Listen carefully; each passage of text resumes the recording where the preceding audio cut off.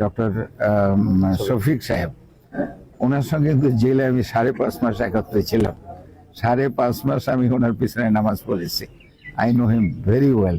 অত্যন্ত ভালো লোক, অত্যন্ত জ্ঞানী লোক এবং খুবই ভালো ডাক্তার। তারপরে আমাদের যে নায়েবে আমির আছে আমাদের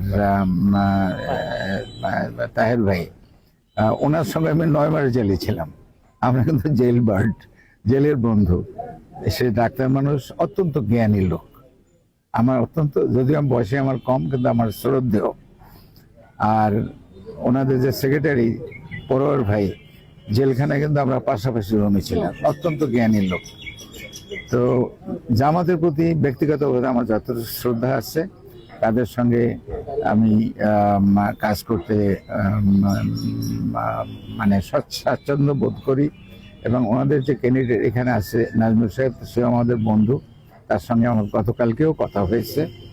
তো যখন নির্বাচন হবে, ওনা আমার প্রতিদ্বন্দ্বীর বদলে ওনা আমার বন্ধু হবে, আমি যেটা মনে করি।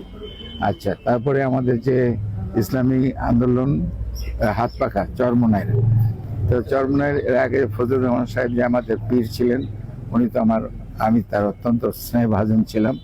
ওনার ছেলে এখন যে পীর রেজাউল সাহেব আছেন, খুব ভালো লোক, ওনাদেরকে আমি চিনি। ওনাদের যে ক্যান্ডিডেট এখানে মাওলানা মুফতি হাবিবুর রহমান সাহেব, তার সঙ্গে আজকে ভোরেও আমার কথা হয়েছে।